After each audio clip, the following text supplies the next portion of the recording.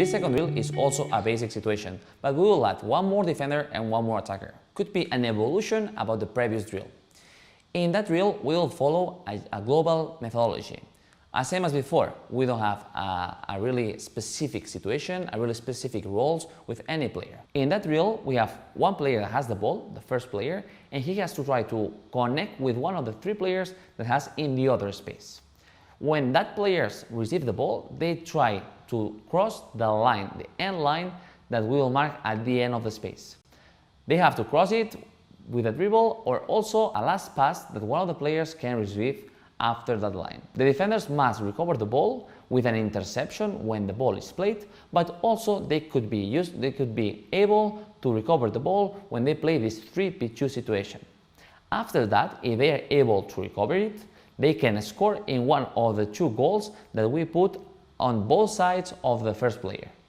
The objective of that drill is improve the individual defensive foundations. As I said before, it's important to use the 360, but in that case not just to perceive where are the attackers, also where are my teammates, especially the player who is behind the first defender. Why? Because depending on the space that he is trying to cover, I have to adjust my space. Also, as I said, this 360 perception has to be useful to perceive where are the players and try to be in a proper space that can allow us to cover the space, create uncertainty for the player who has the ball, and be able to intercept the ball when it's played. As a coaching points, as we said before, we try to use the 360 perception in order to locate two players, stay between them, and be able to intercept the ball. For the player who is behind, do the 360 perception in order to be able to cover the space that he's not covering. One player is marking and the other one is covering. Be able with your lateral body profile to be between two players, pointing one player and the other one, and be able with your diagonal profile to run in one side or the other one using the crossover. And finally, we will add the fast stop and return. When we cannot recover the ball because the player is far away from us, we will try to use the fast stop and return in order to reduce the space and be able to recover the ball, or at least don't be beat by that player. That it's a little bit more propense to have it in that type of drill, like the previous, because we want to play a 3v2 situation. Then we will find that in these small spaces, more short passes, and our defenders will be more forced to do that type of sprints, that type of runs that will reduce the space, but also after the pass, run in order to recover my space and cover my teammate. That drill is kind of complex. If the first drill is not working with your teams, don't waste your time. Don't try to perform that because it will not work.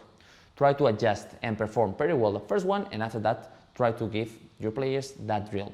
Why? Because right now we have to try to, as I said before, perceive what surrounds us, but also we need coordination between our defenders. And it's a really important point, because if one player is not able to recognize only two elements, if he has recognized three attackers plus the ball plus one teammate, could be too much for them. For the range of ages 9 to 12, I think that could be too complex, even though the 12 years old, probably in the last stages. The best one here is between 13 and 16.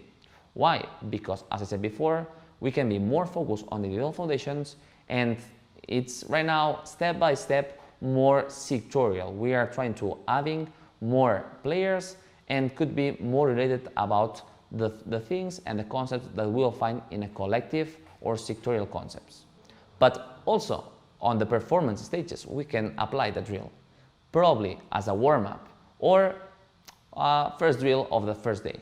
Why? Because it's a drill that could be funny for them. We can give the reward of the defenders to recover the ball and score through one of the goals. And also, as I said, not all our training sessions, when we talk about performance, will be related about the collective concepts, and we can find spots that we can apply this type of drills. but in a little bit more complex than the previous one.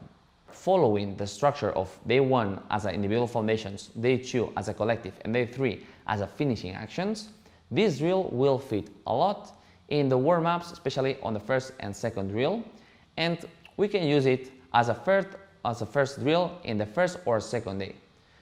It's possible that on the second day we cannot fit that much. Yeah, probably it could be a drill that we will need more players, but also could be a good option for that.